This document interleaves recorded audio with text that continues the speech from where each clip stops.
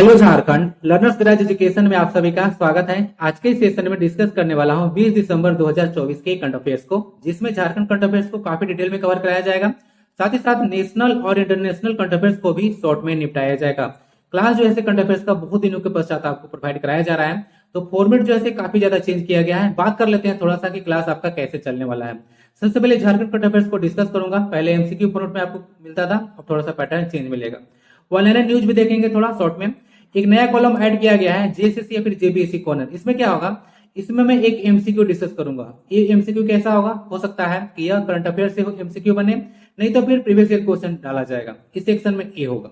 उसके बाद एक नया जो है कॉलम ऐड किया गया है, एक्सप्लोर द फैक्ट। इसमें क्या करने वाला हूँ, तो एक्सप्लोर द फैक्ट वाला में हो सकता है झारखंड से रिलेटेड, हो सकता है वह करंट अफेयर का हो या फिर नेशनल या फिर इंटरनेशनल कोई टॉपिक हो, उसको डिटेल में तक जाकर जो है डिस्कस करूंगा। ओके, तो ये एक्सप्लोर द फैक्ट वाला में कॉलम में डिस्कस करूंगा। उसके बाद नेशनल लेवल से करंट अफेयर्स होगा, जो कि शॉर्ट में डिस्कस करूंगा।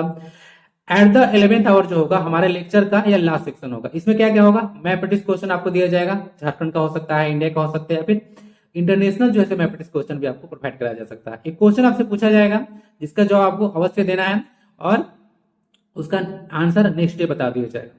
कोई इंपोर्टेंट प्लेस है, पर्सन है जो न्यूज में हो, या फिर इंपोर्टेंट डेज हो, उसको एट द लास्ट हम लोग डिस्कस कर लेंगे। तो इस वजह से क्लास चलने वाला है। ओके, समझ गया। तो क्लास काफी ज्यादा कॉम्प्रिहेंसिव और फ्रूटफुल रहेगा, तो एंड तक आप लोग जरूर बने रहिएगा। अब आते हैं पॉइंट पे। यहाँ पे झारखंड का मैप आपको देखने को मिल रहा होगा। अगर इसको केयरफुली आप लोग ऑब्जर्व कीजिएगा तो मैक्सिमम नंबर 14 देखने को मिलेगा। ये 14 क्या है, तो झारखंड में अगर कोई 14 नंबर बोलता है तो इसका मतलब है कि वह लोकसभा सीट के बारे में बात कर रहा है। विधानसभा पता है ना 81।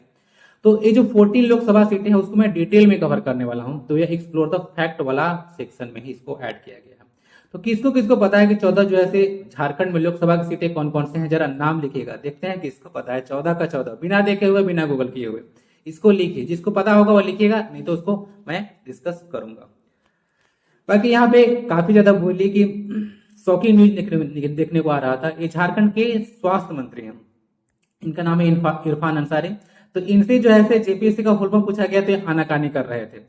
तो मैं तो ये नहीं बोलूंगा कि इनको ये फुल फॉर्म पता है कि नहीं है, ये तो बात की बात है। लेकिन ये कुछ बोल रहे थे कि ये सिविल सर्विस एग्जाम है, इस तरह से कुछ बोल रहे थे, मतलब क्लियरली जवाब नहीं दे पा रहे थे। तो बोले कि अगर ये मंत्री हैं और झारखंड से आप बिलोंग करते हैं तो कम से कम अगर जेपीएससी और जेसीसी का मतलब ही आपको पता नहीं है तो फिर आप क्या कर रहे हो, और बताएं किस तरह से आप चुनकर आ रहे हो, किस तरह से जनता आपको चुन रही है, एक क्वेश्चन मार्क लगता है। तो आप लोग इसके बारे में क्या सोचते हैं, मैं कुछ बोलूंगा नहीं, विवाद हो जाएगा। तो आप लोग जरा बताइए इस प्रकरण से आप क्या, मतलब प्रकरण से क्या आप लोग कहना चाहते हैं। ठीक है, ये स्वास्थ्य मंत्री हैं। ठीक है, तो आगे आप लोग का हेल्थ का कंडीशन किस तरह से रहने वाला है समझ लीजिएगा। हेल्थ एक स्टेट लिस्ट का सब्जेक्ट है। तो आइए क्लास को स्टार्ट करता हूँ। Let's care up. ओके, बताइएगा जरूर। अब ऐसे भी क्वेश्चन आपसे रहेगा कि जेपीसी का गठन कब हुआ था, ठीक है, किस आर्टिकल के तहत किया गया था, इसका फुल फॉर्म भी आप लोग जरूर बता दीजिएगा। आप लोग को तो एटलीस्ट पता ही होगा। चलिए, इस तरह से जैसे मैं न्यूज डिस्कस करने वाला हूं। सबसे पहला बात है कि न्यूज में क्यों निकल कर आ रहा है। तो एक पर्सन है जिनका नाम है महेश्वर सोरेन। तो उनको संथाली का साहित्य अकादमी पुरस्कार दिया गया है, यानी कि साहित्य अकादमी पुरस्कार इनको दिया गया है संथाली भाषा में। ये पर्सन जो है झारखंड के नहीं है, लेकिन संथाली भाषा जो है झारखंड से रिलेटेड है। ओके, और झारखंड से रिलेटेड है तो हमारे लिए न्यूज इंपोर्टेंट हो जाता है। आइए देखते हैं। सबसे पहले बात, महेश्वर सोरेन है, इनको संथाली भाषा की कृति नाम के लिए साहित्य अकादमी पुरस्कार दिया गया है। वो संथाली का कृति क्या है, सेचेत सावंता रेन अंधा मन में, ये संथाली कृति है, ध्यान रखिएगा। हो सकता है कि आगे जाकर आपसे पूछ दे, इसको साहित्य अकादमी पुरस्कार मिल चुका है इस पुस्तक को, तो पूछ दिया जाए कि ये जो पुस्तक है वह किस भाषा में है, संथाली से रिलेटेड है, किसको दिया गया है। तो महेश्वर सोरेन को। कहां से बिलोंग करते हैं, तो उड़ीसा से बिलोंग करते हैं। मयूरभंज उड़ीसा से बिलोंग करते हैं। और मयूरभंज छौ तो आप लोग को याद होगा ना, भूलिएगा मत, तो वहीं से बिलोंग करते हैं। बाकी अगर कुछ इंपोर्टेंट पॉइंट मैं यहाँ पे डिस्कस अगर करूं तो सबसे पहला बात याद रखिएगा, जो संथाली भाषा है, संथाली भाषा है वन ऑफ द 16 लैंग्वेज है, वन ऑफ द 16 लैंग्वेज जिसको झारखंड में द्वितीय राजभाषा का दर्जा प्राप्त है। समझ आए, द्वितीय जो है राजकीय, राजभाषा नहीं, द्वितीय राजकीय भाषा का दर्जा प्राप्त है, उसमें संथाली भी आता है। ठीक है, पहला कौन सा है, तो पहला जो है हिंदी है, जिसको झारखंड में राजकीय भाषा का दर्जा प्राप्त है। ठीक है, ओके, तो इतना सारा चीज याद रखिएगा। कृति याद रखिएगा, कौन लिखी था, क्वेश्चन ज्यादा चांस है कि यही पूछा जाएगा। साहित्य अकादमी पुरस्कार दिया गया है 2024 में, तो डायरेक्ट क्वेश्चन कैसे ही बने तो उसको भूलना नहीं है। दूसरा बात यहाँ पे कुछ और देख लीजिएगा, कविता संग्रह में भी दिया गया है। गगन गिल को। ठीक है, तो इनको भी जो है दिया गया है कविता संग्रह में, हिंदी के लिए इनको दिया गया है ना, ध्यान रखिएगा। और इस वर्ष जो घोषणा हुआ है साहित्य अकादमी पुरस्कार का, वो 21 भाषाओं के लिए हुआ है ना, ध्यान रखिएगा। आगे डिस्कस करता हूँ डिटेल में इसको। देखिए, सबसे पहली बात है कि साहित्य अकादमी अवार्ड ये जो है शुरू किया गया था 1954 में, लेकिन दिया जा रहा है 1955 से। तो इसमें क्या है कि आप लोग सुने होंगे कि 22 भाषा है, क्या है, 22 शेड्यूल लैंग्वेज सुने होंगे 8 शेड्यूल में, तो 22 भाषा है। तो उसके साथ साथ राजस्थानी और इंग्लिश में भी दिया जाता है, तो 22 + 2 कितना हो गया, तो 24 भाषा में दिया जाता है, ध्यान रखिएगा। इस वर्ष जो घोषणा हुआ है वह 21 भाषा के लिए हुआ है। स्टार्ट किया गया था 1954 में, लेकिन पहली बार दिया गया था 1955 में। नाम उनका माखन लाल चतुर्वेदी, नाम तो सुना होगा। 1955 में इनको पहला बार दिया गया था, तो पहला पर्सन थे। ठीक है, दूसरा बार दिया गया था, मतलब दूसरा मत बोलिए, आर के नारायण को दिया गया था इंग्लिश में, तो यह पहला थे, 1960 में इनको दिया गया था। तो इंग्लिश भाषा का पहला मिला था आर के नारायण को। और ओवरऑल फर्स्ट जो रिसिपिएंट थे जिनको दिया गया था वो थे Makhanlal Chaturvedi. First female recipient कौन थे साहित्य अकादमी पुरस्कार के, तो उनका नाम है अमृता प्रीतम। 1956 में इनको दिया गया था, यानी कि दूसरा बार 1956 में। ठीक है, तो सारा चीज को अच्छे से देख लीजिएगा, कौन पर्सन है, कहां से रिलेटेड है, किस भाषा के लिए दिया गया है, संथाली भाषा इंपोर्टेंट है, ध्यान रखिएगा। इसका लिपि है ओलचिकी, संथाली भाषा का जो लिपि है ओलचिकी है, जो कि रघुनाथ मुर्मू यानी कि मरांग गोमके के द्वारा जो है से विकसित किया गया है। ठीक है, समझ गए जी? नहीं, मरांग गोमके नहीं, गुरु गोमके। ठीक है, कंफ्यूज मत कीजिएगा, गुरु गोमके बोला जाता है रघुनाथ मुर्मू को। यह विकसित किया है संथाली भाषा का लिपि ओलचिकी। चलिए, यहाँ पे बात जब किया जा रहा था 8 शेड्यूल का, तो देख लेते हैं। 8 शेड्यूल जैसे पार्ट 17 में मेंशन है, इसको पहला आपको पॉइंट ध्यान रखना है, जिसमें 22 भाषा का मेंशन किया गया है। बाकी आर्टिकल 343 से 351 तक भी देखने को मिलेगा, जिसमें यूनियन और स्टेट्स के जो है से भाषा के बारे में बात किया गया है, तो इसको ध्यान रखिएगा। और यहाँ पे मैं भूल जाऊं उससे पहले डिस्कस कर दूं, आर्टिकल जो 343 क्लॉज नंबर 1 है, उसमें हिंदी को राजकीय भाषा बोला गया है, राजकीय भाषा बोला गया है, और उसका लिपि देवनागरी, ये बात किया गया है आर्टिकल 343 क्लॉज नंबर 1 में। ठीक है, ध्यान रखिएगा। भारत का कोई राष्ट्रभाषा नहीं है, क्योंकि भारत में देखिएगा तो लगभग अगर बात कीजिएगा तो 1900 से 2000 तक भाषा बोल सकते हैं। तो अगर मैं हिंदी को डिक्लेयर कर दूं कि राष्ट्रभाषा है, तो पूरा राष्ट्र को आप लोग कैसे घोषित कर सकते हैं कि राष्ट्रभाषा है? ठीक है, फिर साउथ इंडिया वाले काफी ज्यादा प्रोटेस्ट करने लगते हैं। ठीक है, उनको हिंदी ऐसे भी समझ ज्यादा आता नहीं है। चलिए, तो आज सफर तय कराता हूँ। क्वेश्चन यहाँ से पास्ट में भर भर के आया है कि इनिशियली जो 8वां शेड्यूल था उसमें 14 भाषा था। 14 भाषा में कौन कौन था? असमी था, बंगाली है, गुजराती है, हिंदी है, कन्नड़ है, काश्मीरी है, मराठी है, उड़िया है, पंजाबी है, संस्कृत है, मलयालम है, तमिलनाडु है, तमिल है, तेलुगु है और उर्दू है। तो यहाँ पे जो 14 भाषा देख रहे हैं उसमें राजस्थानी कहीं भी नहीं है, ये बात आप लोग ध्यान रखिएगा, क्योंकि साहित्य अकादमी अवार्ड में दिया जाता है। तो राजस्थानी भी नहीं है और इंग्लिश भी जैसे 22 भाषा में नहीं है, जबकि नेपाली है, ये बात आप लोग ध्यान रखिएगा। उसके बाद 8 भाषा कैसे कैसे ऐड किया गया, कौन सा संविधान में संशोधन हुआ, ध्यान से देखिएगा।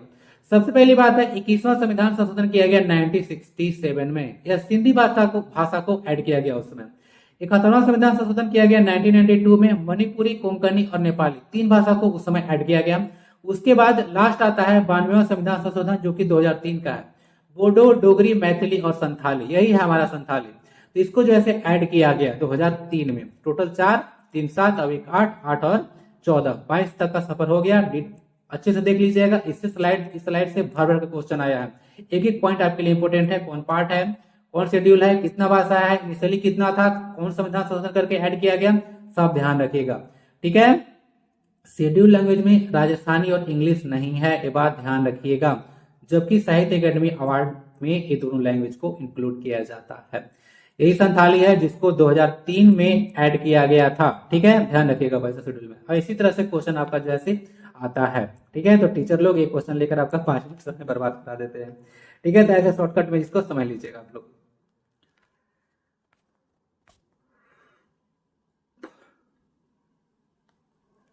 चलिए, अब नेक्स्ट आर्टिकल देखते हैं क्या है। तो यहाँ पे अभी क्या हुआ कि द्वितीय अनुपूरक बजट जो है पेश किया गया। द्वितीय अनुपूरक बजट जो है विधानसभा में पेश किया गया, जिसको जो है मंजूरी दिया गया संतोष गंगवार के द्वारा। ये जो है 12वें राज्यपाल हैं झारखंड के। 11वें थे सीपी राधाकृष्णन, 10वें थे रमेश बैस, उससे पहले 9वें थे द्रौपदी मुर्मू, जो कि अब वर्तमान में 15वीं राष्ट्रपति हैं, और पहले थे प्रभात कुमार। ठीक है, ध्यान रखिएगा। तो द्वितीय अनुपूरक जो है बजट पेश किया गया है। ओके, तो उसको मंजूरी दिया गया था। कुल राशि कितना है, तो इसको आप लोग बोल सकते हैं 11,697.45 करोड़, इतना भी आप लोग बोल सकते हैं शॉर्ट में, नहीं तो 11,697 करोड़ और 45 लाख, इतना आप लोग बोलिएगा। तो इतना का राशि का जो है मंजूरी दिया गया है। यह द्वितीय अनुपूरक बजट है। पहला अनुपूरक बजट जो है कब पेश किया गया था, ये 2024 का, और उसका राशि कितना था। मैं आपको शायद कम्युनिटी टैब में इससे रिलेटेड क्वेश्चन डाला था, बताइएगा जरा, अगर देखते हैं किसी को याद हो तो। सबसे अधिक जो राशि इसमें दिया गया है वो महिला बाल विकास और सामाजिक सुरक्षा जो है विभाग को दिया गया है। ठीक है, ध्यान रखिएगा, 6,390 करोड़ 35 लाख, इतना रुपया दिया गया है सबसे अधिक। और झारखंड के वर्तमान में जो वित्त मंत्री हैं वो राधा कृष्ण किशोर हैं। ओके, मय समान योजना तो आपको पता ही होगा, पहले इसका इनिशियल जो राशि था अगस्त में शुरू किया गया था, हाल ही में 1,000 रुपया था, 1,000 से बढ़ाकर जो है 2,500 रुपया इसका राशि कर दिया गया है। और कैबिनेट को जो है इस पर मुहर भी लग गया है और बोला जा रहा है कि आपको क्रिसमस या उसके बाद जो है मिल जाएगा। इंपोर्टेंट क्वेश्चन आपसे अगर जेपीसी पूछेगी तो ये पूछेगी कि इसको लागू कौन सी एजेंसी करती है, तो महिला और बाल विकास के द्वारा जो इसको लागू किया जाता है, या फिर बोले कि इसका क्रियान्वयन जो है पूरा देखरेख यही मंत्रालय करता है, मैया समान योजना का। ठीक है, ध्यान रखिएगा। ये आपको हेमंत सोरेन जी मुख्यमंत्री देखने को मिल रहे होंगे, जो कि ओवरऑल 14वें मुख्यमंत्री हैं। 14 मुख्यमंत्री झारखंड में अब तक बन चुके हैं। यहाँ पे राधा कृष्ण किशोर आपको देखने को मिल रहे होंगे। ये कहां से विधायक है मैं डिस्कस नहीं करूंगा, क्योंकि आगे इससे रिलेटेड एक एमसीक्यू है, इसीलिए डिस्कस नहीं कर रहा हूं। ओके, तो अच्छे से इसको देख लीजिएगा। चलिए जब बात करते हैं हम लोग, जैसे हमारे घर में क्या होता है, थोड़ा सा इंटरेस्टिंग पैट बताता हूँ। जैसे घर में हम लोग का नाम क्या होता है, चुन्नू मुन्नू कुछ भी नाम होता है, लेकिन उसका स्कूल का नाम क्या होता है, तो अच्छा से बोलेगा रमेश नाम है, ठीक है, फिर संतोष नाम है, इस तरह से बोलेगा। तो जो बजट है ना, इस तरह से कोई प्रोविजन हमारा संविधान में नहीं है, बजट सब संविधान में नहीं है। उसी तरह से जो डिप्टी प्राइम मिनिस्टर है वो भी संविधान में मेंशन नहीं है, दोनों को ध्यान रखिएगा। बजट नहीं है, उसके जगह पर एनुअल फाइनेंशियल स्टेटमेंट लिखा हुआ है, ठीक है, वार्षिक लेखा जोखा। तो अगर बात कीजिएगा स्टेट बजट के बारे में तो ये आर्टिकल 202 में मेंशन है, और अगर सेंट्रल बजट के बारे में बात कीजिएगा तो 112 में मेंशन है। तो दोनों को ध्यान रखिएगा, स्टेट बजट भी और सेंट्रल बजट भी। बजट नहीं है, एनुअल फाइनेंशियल स्टेटमेंट बोला जाता है। बजट जो है एक फ्रेंच शब्द है जिसका मतलब होता है चमड़े का थैल, ध्यान रहेगा, भूलिएगा नहीं। आर्टिकल 110 मनी बिल के बारे में बात करता है ना, भूलिएगा नहीं। 110 112 में लोगों को काफी ज्यादा कंफ्यूजन होता है, पता नहीं कि आपको होता है नहीं, मुझे तो होता था, तो मैं बता दिया।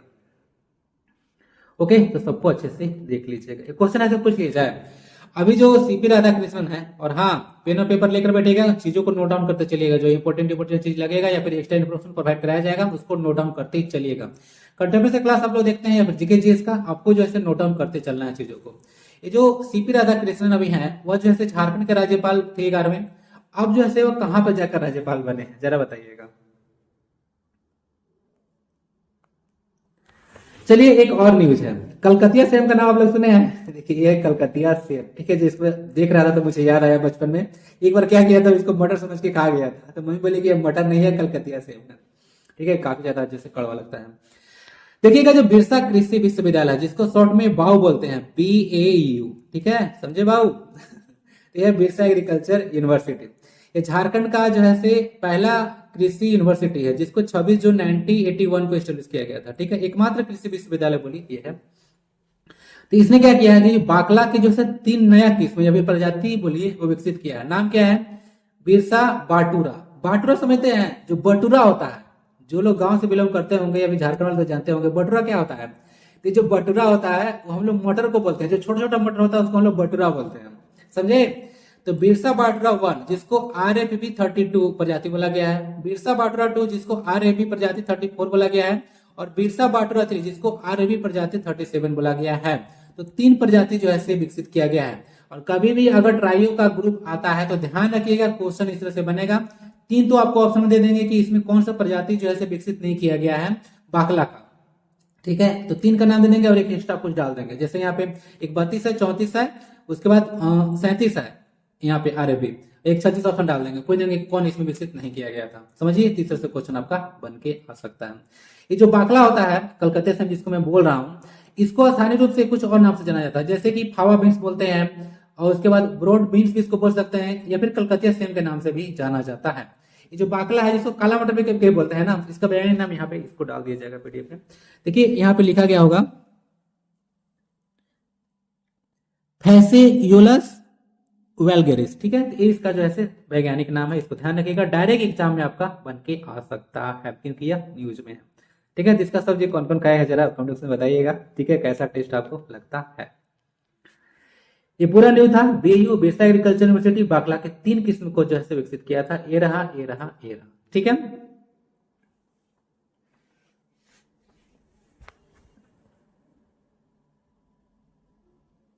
ये जैसे जयलाल महतो हैं, उनके द्वारा विकसित किया गया था ये किस्म। ठीक है।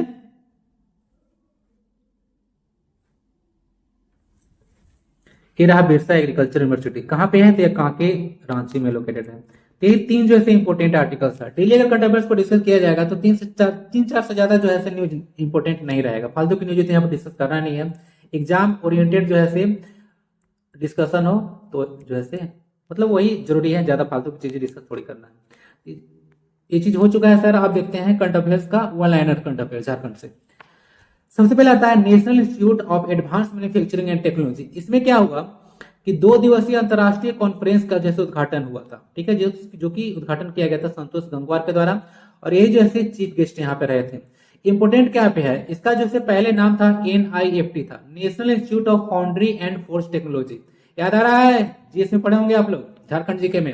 1966 में इसको UNDP और यूनेस्को के सहयोग से मतलब बोलिए कि स्टेब्लिश किया गया था। किसको? National institute of foundry and force technology. Question JPSC में बन चुका है, ध्यान रखिएगा। UNDP और यूनेस्को के सहयोग से किया गया था 1966 में। इसका नया नाम है NIAMT, national institute of advance manufacturing and technology. याद रहेगा? याद रहना चाहिए। नेक्स्ट है BIT मेसरा, यानी कि जो बिरसा इंस्टीट्यूट ऑफ टेक्नोलॉजी है। गलत बात। BIT मेसरा में बी का मतलब बिरसा नहीं होता है, इसका मतलब बिरला होता है, ध्यान रखिएगा। तो जो BIT मेसरा है किस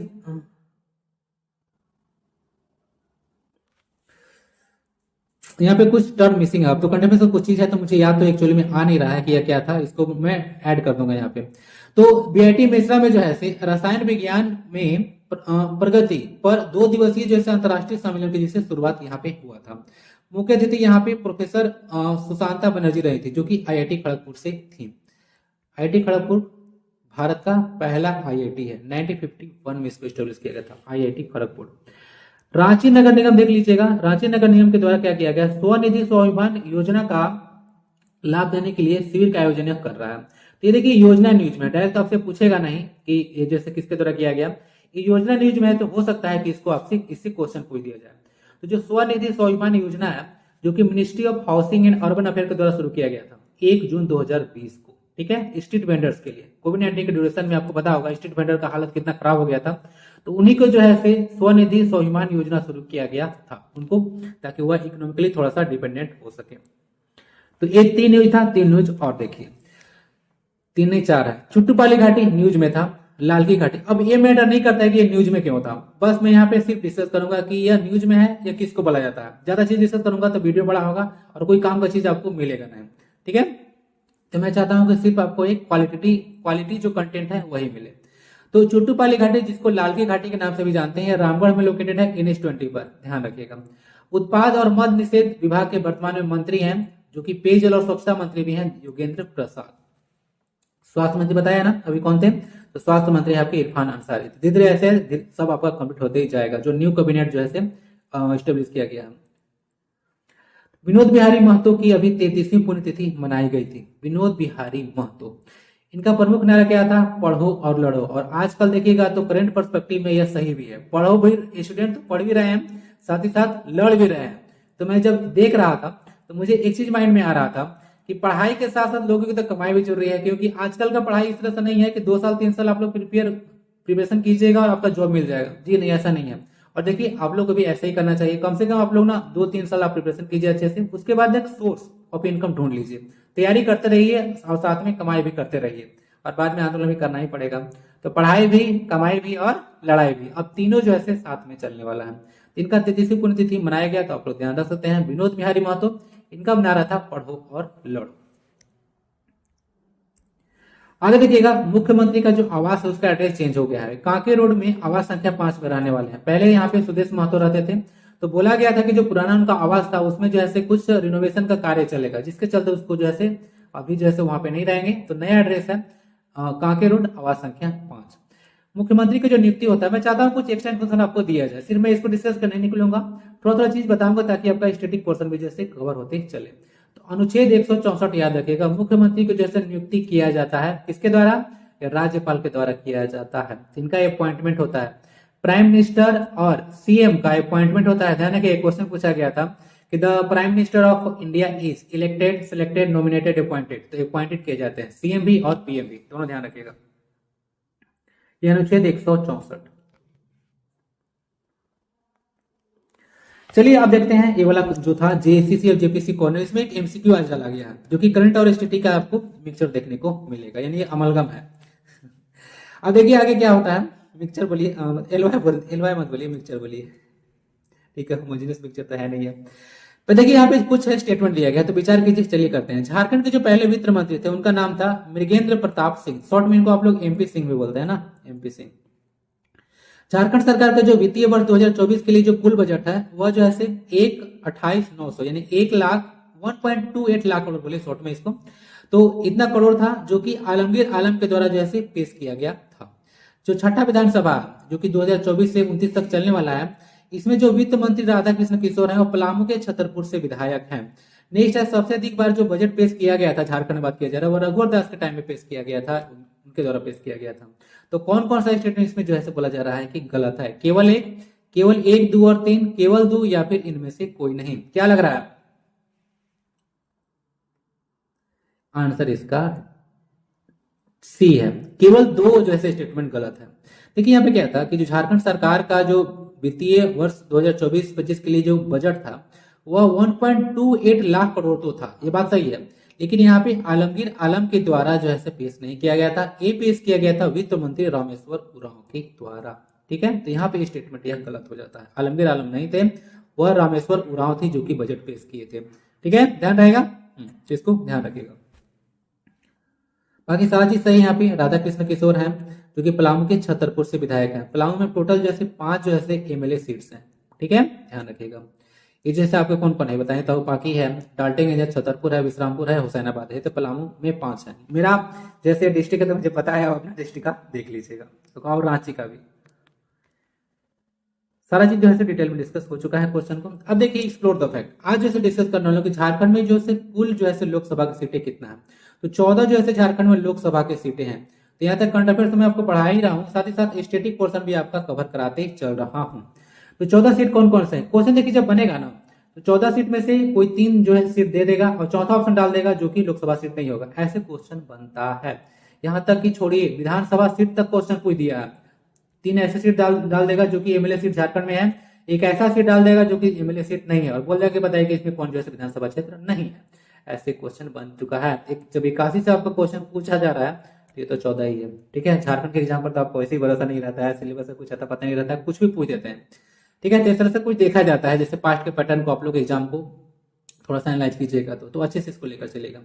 तो रांची है, पलामू है, चतरा है, सिवुम है, राजमहल है, जमशेदपुर है, धनबाद है, दुमका है, गिरिडीह है, कोडरमा है, लोहरदगा है, खुट्टी है, हजारीबाग है और गोड्डा है, याद रहेगा, इतना सारा है।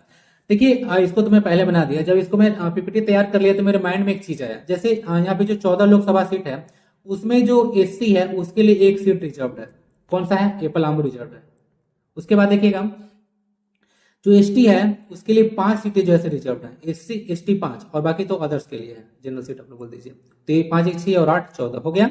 तो ये जो 14 का डिस्ट्रीब्यूशन है यहाँ पे ना आप लोग जब पीडीएफ डाउनलोड कीजिएगा तो ब्रैकेट में डाल दूंगा एससी एसटी या फिर जनरल में लिख दूंगा या फिर अदर्स लिख दूंगा, ठीक है, ओटीएच लिख दूंगा। तो इससे आपको पता चलेगा कौन एससी के लिए है कौन एसटी के लिए जैसे रिजर्व है, ओके। तो ये मैं डाल दूंगा, ठीक है, जब मैं इसको 50 बना लिया तब मुझे माइंड में आया, ये मैं आपको डाल दूंगा। बाकी इस तरह से है। और एक चीज और इसमें चेंज करना था, ये तो मैं इमेज बाद में लिया था, तो इसमें जो जैसे 1 नंबरिंग है तो 1 नंबरिंग में जौन सा लोकसभा का सीट होगा उसको 1 नंबर में उसको डाल दिया जाएगा। जैसे एक ही रांची नहीं है, एक तो इधर का है, ओके, राजमहल टाइप से राजमहल साइड आपको देखने को मिल रहा है, तो ये अलग से इसको मैं फिर से एडिट कर दूंगा, ओके, जैसे राजमहल आएगा तो इसको फर्स्ट में कर दूंगा। तो वीडियो में आप लोग देख लीजिएगा। तो डिटेल इसको कवर कर दिया। मेरे यहाँ पे मुद्दा ये होना चाहिए कि 14 के 14 लोकसभा सीट आपको पता होना चाहिए अच्छे से, ठीक है, और इससे तो क्वेश्चन बनता ही है। इसीलिए याद रखिएगा पलामू जो है एससी के लिए रिजर्व है, अनुसूचित जाति के लिए। चलिए अब तो टॉपिक पढ़ा दिया, अब एक क्वेश्चन प्रैक्टिस कराते हैं। इनमें से कौन सा झारखंड का एक लोकसभा क्षेत्र नहीं है, रामगढ़, खुट्टी, रांची या फिर धनबाद, बताइए कौन सा है, अभी पढ़ा था ना। इसमें रामगढ़ कहीं पे नहीं था। खुट्टी था, रांची था, धनबाद था, लेकिन रामगढ़ नहीं था। अच्छे से देख लीजिएगा, रामगढ़ आपको कहीं पे देखने को नहीं मिलेगा। खुट्टी है, धनबाद है, और कौन था एक,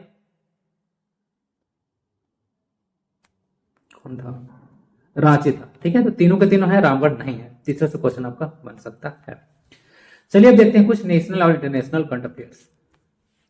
सबसे पहले क्या जा रहा है, आजकल चर्चा चल रहा है one nation one election bill. तो उसको जैसे पास करने की बात किया जा रहा है। क्या होता है ना कि अगर देखिएगा तो भी झारखंड में जैसे इलेक्शन हुआ तो क्या किया गया था, जितना भी योजना है कुछ आप लोग नहीं कर सकते हैं, कोई नया योजना नहीं आएगा, सब चीज जो है से बंद है। सब किस में लगा हुआ है, तो सिर्फ और सिर्फ इलेक्शन में लगा हुआ है। टीचर लगा हुआ है, प्रशासन लगा हुआ है, सब ऑफिसर लगा हुआ है इलेक्शन को कराने में। तो इतना ज्यादा पैसा और मैन पावर जो है इन्वेस्ट किया जा रहा है इस पर। तो अगर एक साथ इलेक्शन होगा लोकसभा का और विधानसभा का, तो बहुत ज्यादा बोला जा रहा है कि पैसा और टाइम जो है बचेगा। तो इसीलिए वन नेशन और वन इलेक्शन बिल पर चर्चा करने के लिए एक देखिएगा ज्वाइंट पार्लियामेंट्री कमेटी का गठन किया गया है। तो इसमें 21 जैसे सांसद शामिल होंगे, और इसमें बोला जा रहा था कांग्रेस की तरफ से प्रियंका गांधी शामिल होंगी। प्रियंका गांधी, ध्यान रखिएगा। प्रियंका गांधी कहां से सांसद है बता सकते हैं आप लोग? अमित शाह कहां से सांसद हैं? नरेंद्र मोदी जी कहां से सांसद हैं?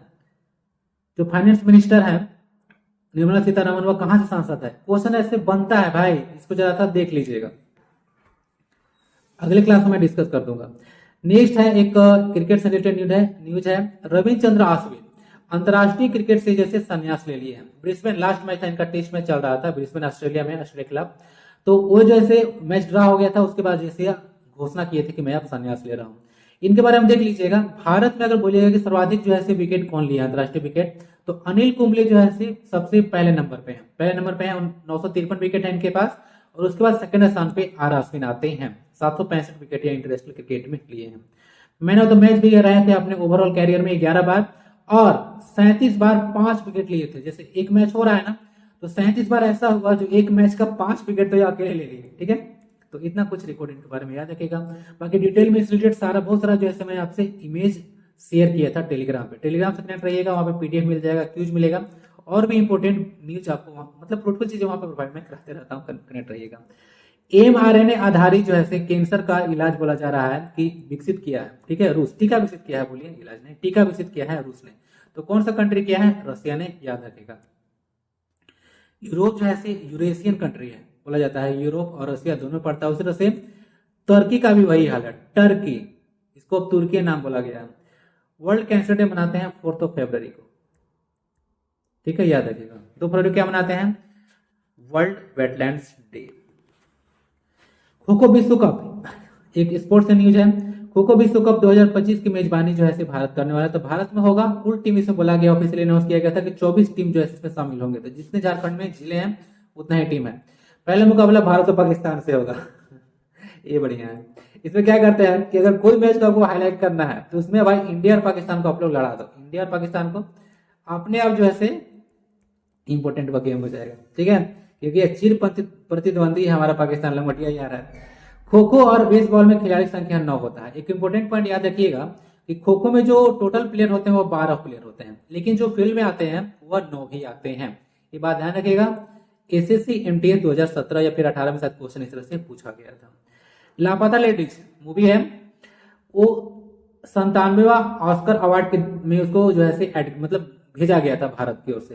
तो वो जैसे ऑस्कर दौर से बाहर हो गया था। ओके, ऑस्कर को अकेडमी अवार्ड्स के नाम से भी जाना जाता है, ध्यान रखिएगा।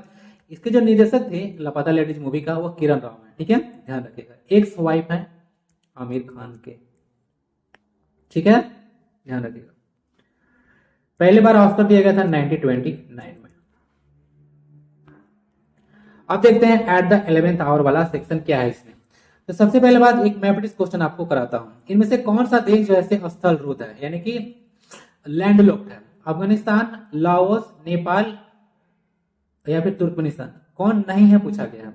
तो अफगानिस्तान भी है, लाओस भी है, नेपाल भी है। मैप में आप लोग देखिएगा, तुर्कमेनिस्तान जैसे लैंडलॉक कंट्री नहीं है।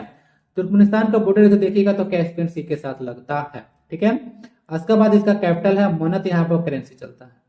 ठीक है, तो चलिए एक मैपटिस क्वेश्चन में करा दिया। इसके वेस्ट में आपको कैस्पियन सी देखने को मिलेगा। आसपास का जैसे कंट्री आप लोग देख लीजिएगा। इधर अफगानिस्तान है, इधर आपको ईरान देखने को मिलेगा, उज्बेकिस्तान है, ऐसा कुछ देखते चलिएगा।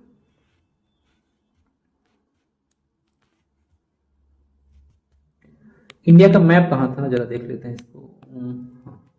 नेपाल को देखिएगा यहाँ पे है, तो नेपाल को जो है उत्तराखंड टच करता है, उत्तर प्रदेश टच करता है, बिहार टच करता है, इधर जो है आपका सिक्किम सिक्किम टच करता है, और वेस्ट बंगाल भी टच करता है। ध्यान रखिएगा, टोटल 5 ऐसे स्टेट हैं इंडिया के जो कि नेपाल के साथ बॉर्डर साझा करते हैं। ठीक है, इसको ध्यान रखिएगा।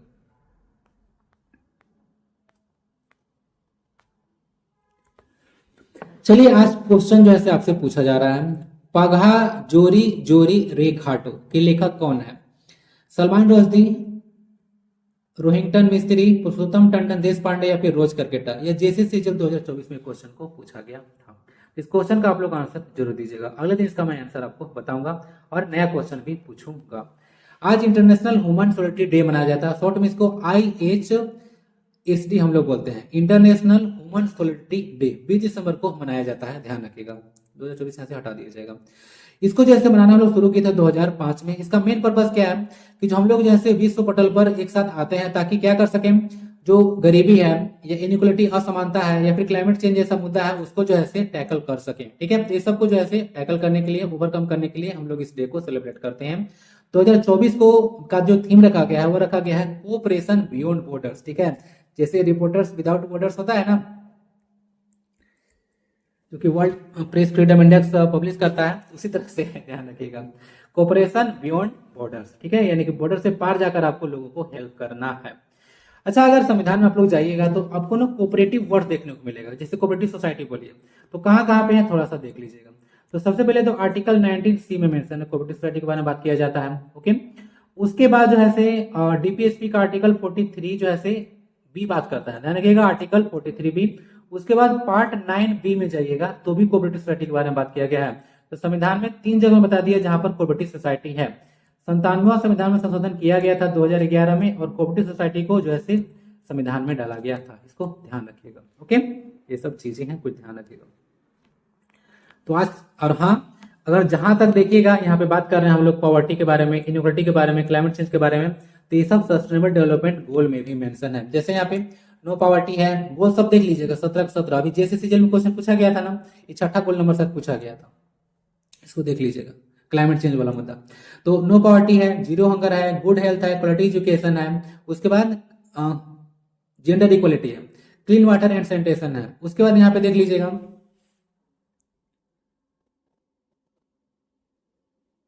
अफोर्डेबल एंड क्लीन एनर्जी है। बाकी सारी चीज आप लोग रीड कर लीजिए। टोटल 17 इसमें गोल है। ओके, 17 सस्टेनेबल गोल है जिसको 2030 तक कंप्लीट करना है, अचीव करना है। कंप्लीट बोलिए कि अचीव करना है। तो आज क्लास में इतना ही, मिलते हैं फिर अगले क्लास में। वीडियो पर फीडबैक देकर वीडियो डाउनलोड कर लीजिएगा, टेलीग्राम पर अवेलेबल करा दिया जाएगा। और जो कंप्लीट नवंबर का जो PDF था आपका मंथली कंपाइलेशन, उसमें कुछ इश्यू आ रहा है, इसलिए तभी प्रोवाइड नहीं कराया गया था, उसको मैं देखता हूँ, प्रोवाइड कराता हूँ जल्दी। मिलते हैं फिर अगले क्लास में। वंदे भारतम, जय हिंद।